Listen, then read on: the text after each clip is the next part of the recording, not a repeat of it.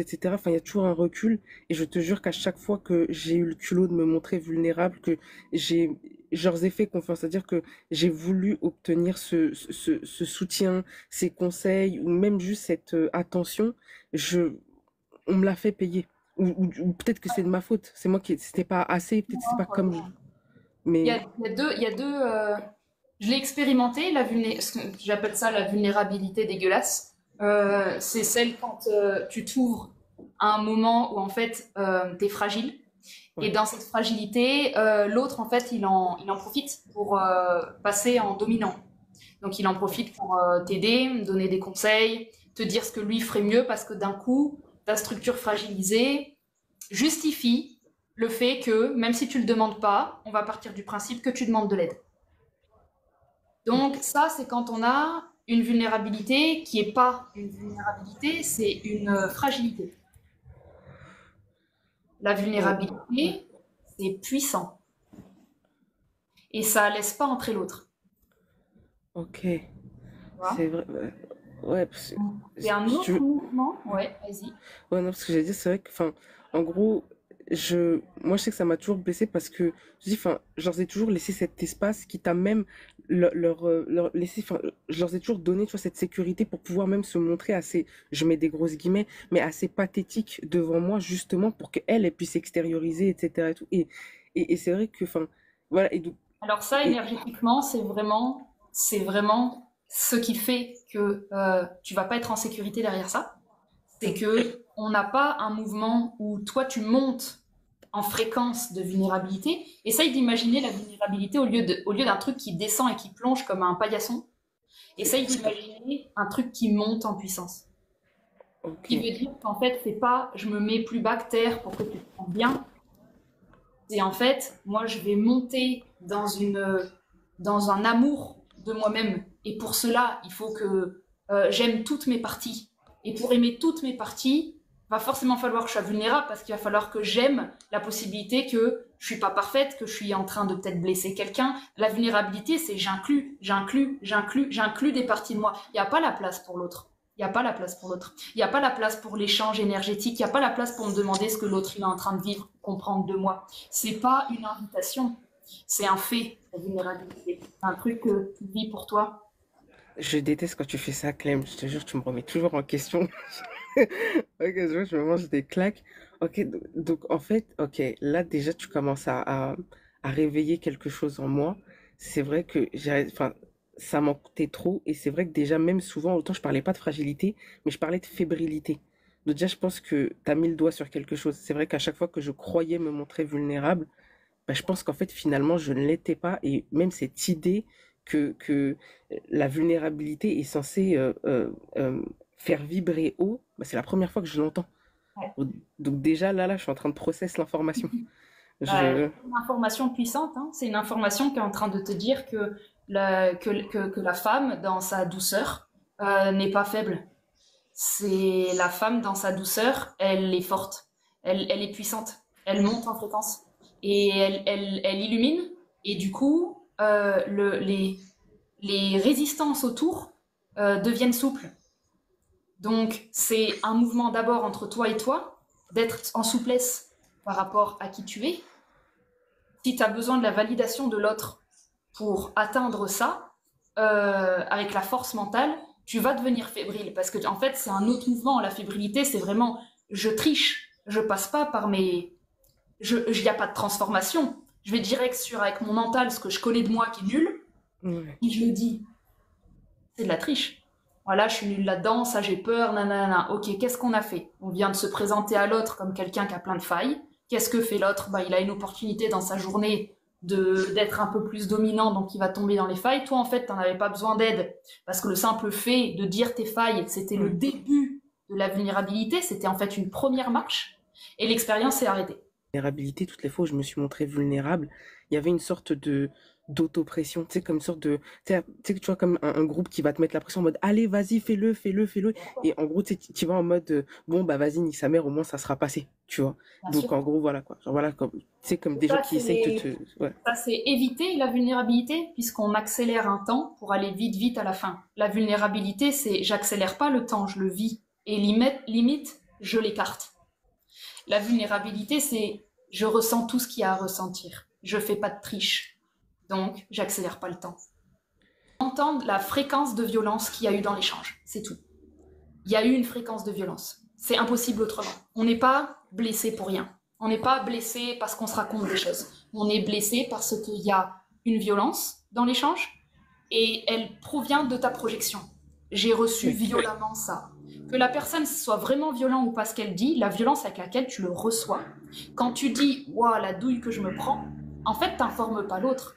Tu es en train d'informer ton ego à la hauteur avec laquelle il défendait un endroit que jamais il voulait qu'on voit. La violence, elle est sur pourquoi tu te planques, tu t'aimes pas? Pourquoi est-ce que tu as aussi peur d'être humilié sur cette partie-là de toi, tu n'aimes pas?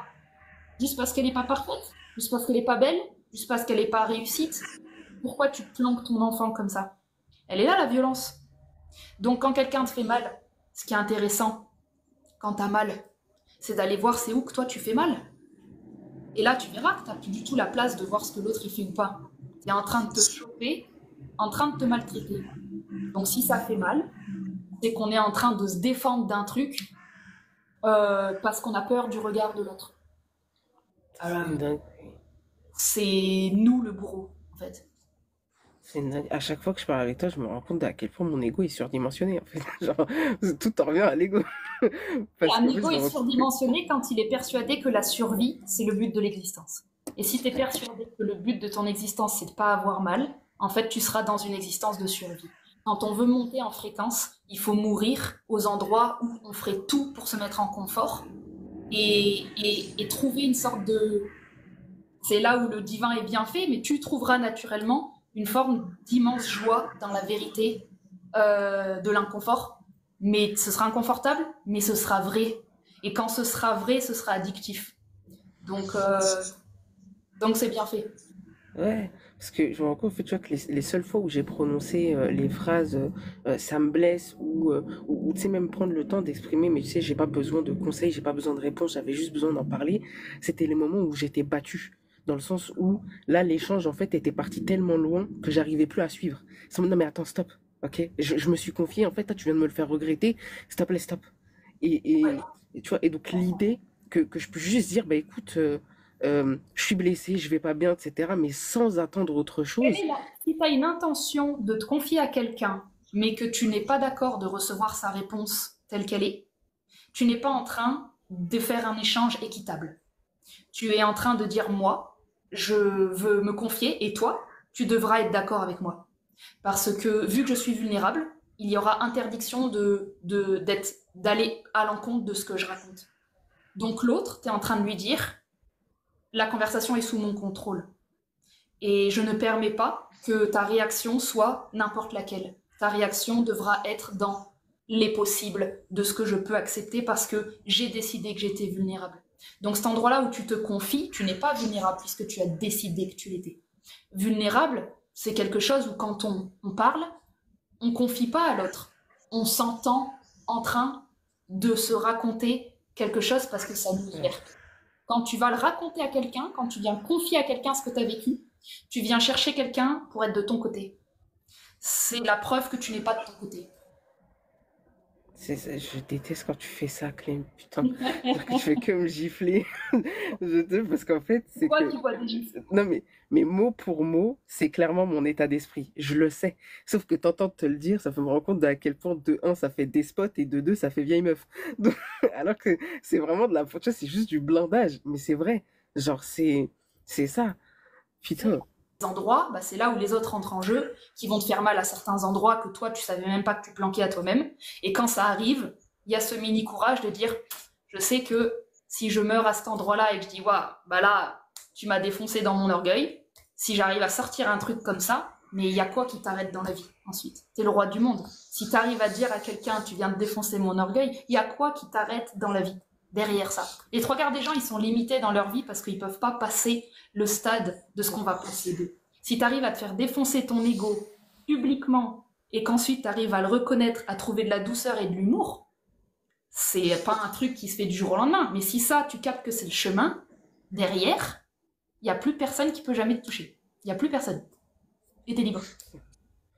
Truc de fou. Bah, tu vois, pareil, non seulement tu viens de répondre à mes questions et à mes interrogations, mais ça confirme en fait de à quel point, tu vois, bah pareil, mon tout premier passage avec toi, quand tu m'as dit non mais attends, on va aller là, parce que je sais très bien qu'à chaque fois que je pose la question aux gens de est-ce qu'ils ont envie ou pas, s'ils hésitent, c'est que dans le fond ils ont pas envie. Bah en fait là je me rends compte que je suis dans ça en fait, c'est-à-dire que ce qu'il y a de l'autre côté pour le coup m'attire et je sais que là il y a quelque chose qui a changé parce que bah maintenant on va dire cette timeline, elle apparaît. Ah, il n'y a plus cet écran noir, ça commence petit à petit à se générer, mais mon cœur palpite, tu vois. C'est De... ça. Il reconnaît le. Il sait que là, il a plus le choix. Il sait que Ouais, il n'y a maintenant plus qu'il a mis en d'excuses. confiance, c'est vers où tu vas. Le quand, où, comment, on ne sait pas, mais tu sais que sur ta ligne temporelle, tu as 2, 3, 4 baffes à te prendre et qu'ensuite, tu seras tranquille. Parce qu'une fois que tu auras appris à les prendre, même quand tu vas les revivre, tu les auras passés, tu vois. Il n'y a pas énormément de choses dans l'orgueil à péter, hein, ça va très vite. Hein. Moi, je l'ai bien vu, hein, ça n'a pas pris une éternité. Il y a encore des choses qu'aujourd'hui, je ne connais pas de moi et que si on me les montrait, je réagirais peut-être hyper mal. Mais les trois quarts des choses lambda, qui sont que je suis une tête de cul ou que je suis machin toutes les choses que désespérément j'avais jamais envie que publiquement j'apparaisse comme ça. Euh, en fait, plus tu les assois, plus tu es OK avec, tu verras, ils vont pas se transformer, ils vont s'accepter. C'est-à-dire que tu ne deviens pas ensuite une bonne personne, ensuite tu deviens libre d'être une mauvaise personne. Et là, c'est vraiment intéressant. C'est ça. Et du coup, quand tu as dit que la vulnérabilité, justement, c'est quelque chose en hauteur et du coup qui permet de monter en fréquence, nous, on est censé le vivre comment? C'est quoi les indicateurs que je Mal. suis en train de changer? Mal. Bah, Je suis pas censé me sentir le apaisé. le moment où la personne elle va mettre le doigt sur un truc, ça te fait super chier, tu vas commencer à te défendre, et à un moment, tu vas te rendre compte que tu es en train de perdre. Le moment où tu te rends compte que tu es en train de glisser, que plus tu parles, plus tu t'enfonces. Ce moment-là, quand ta lucidité le chope, c'est le moment de prendre le toboggan. C'est le moment d'arrêter de te défendre et de trouver instantanément en quoi, si tu n'as plus envie de lutter, tu poses les armes et tu dois tout de suite dire oui, si je suis en train de me défendre et de réagir et de mal le prendre, c'est que j'ai été blessée. C'est la première chose. T'arrêtes la plaidoirie, tu redescends dans ton corps et tu dois admettre en toi-même que tu viens d'être blessé par cette personne. Et cette personne, elle peut être stupide à tes yeux. Tu devras trouver l'humilité de dire elle m'a touché à un endroit que moi, je ne supporte pas de chez moi. Et elle l'a vu, d'une manière ou d'une autre. Peut-être qu'elle n'est pas consciente de l'avoir vu, mais moi, je suis consciente que là, je suis en train de me montrer sous un jour que j'ai pas envie qu'on voit, et je vais devoir trouver le courage de, en tout cas à moi-même, avoir l'honnêteté à l'intérieur, de dire ouais, ok, non, en fait, là, je suis en train de me débattre comme une merde parce que j'ai mal, parce qu'elle m'a eu, parce que je me sens humiliée. Je me sens humiliée. J'avais pas envie que ce sujet, on voit qui m'énerve. Donc, la première chose à faire, c'est de reculer sur le sujet pour retrouver la source et de plus en plus trouver un moyen d'aller à l'endroit où non mais je sais pourquoi ça me fait mal. Ça y est, je sais. En fait, quand tu as dit ça, ce que je supporte pas, c'est qu'on puisse imaginer que alors que et ça c'est vulnérable. Et regarde, je suis pas en train d'être six pieds sous terre et de pleurer comme un paillasson. Je suis en train de dire à la personne là en fait, c'est un truc que je viens de voir, ça me fait trop mal que les gens puissent penser alors que je sais que... Et en fait, tu parles avec un peu d'émotion dans la voix parce que tu auras envie de pleurer à cet endroit-là. Et pourquoi tu auras envie de pleurer? Parce que c'était un truc qui te touchait de ouf. Et tu l'avais pas capté. Donc, tu étais en train de te défendre en masculin au-dessus. Donc, quand je dis que c'est pas agréable et qu'en même temps c'est agréable, c'est que c'est ton féminin qui est planqué. La peur de l'humiliation, c'est qu'en dessous, tu aurais probablement beaucoup plus souvent envie de pleurer. Beaucoup plus souvent envie de pleurer de la critique. Pleurer dès que t'as mal. Si tu peux devenir cette personne qui, quand elle a mal, a les larmes aux yeux, et que ce soit pas un problème entre toi, entre toi et ton orgueil, si tu arrives à trouver de l'amour pour toi le moment où tu es blessé, et que tu puisses le vivre instantanément, ça, c'est la direction. Ça se fera pas demain, mais ça, c'est la direction. Si quelqu'un me fait mal dans le chat et que vraiment ça me touche, je prendrai le temps de pleurer. Je le ferai. C'est pas arrivé parce qu'ils sont plutôt cool, mais si ça arrive, je le ferai. Et je me sentirai humiliée. Je me sentirai humiliée. Mais je fuirai pas. C'est la seule chose que je me promets, c'est que je fuirai pas. Et je saurai pas si j'ai raison ou tort, mais je fuirai pas. Et j'attendrai que l'émotion passe et je vivrai mon pire cauchemar, que les gens s'en vont ou je sais pas quoi, et je ne partirai pas de ma position parce que je me dois d'être présente. Je me dois d'être présente pour moi. Si je me barre à ces moments-là, je suis qui? Comment tu veux que dans ma vie je puisse me faire confiance si je me barre au moment où j'ai le plus besoin de moi? C'est une dinguerie. C'est une dinguerie, surtout qu'en plus, bah, t'as répondu quelque part à un de mes désirs profonds. Déjà, tu sais très bien que je suis cancer, et moi j'ai toujours voulu être le cliché du cancer, tu sais, justement, tu vois, cette fille hyper mignonne, celle qui dégage, tu vois, ce côté très nourricier et tout. Et finalement, je sais très bien qu'il y a plein de areas of my life, tu vois, genre de ma vie, où je suis ce cancer fuyard, etc., qui ne supporte pas et qui est plus lunatique qu'il est capable d'être, etc.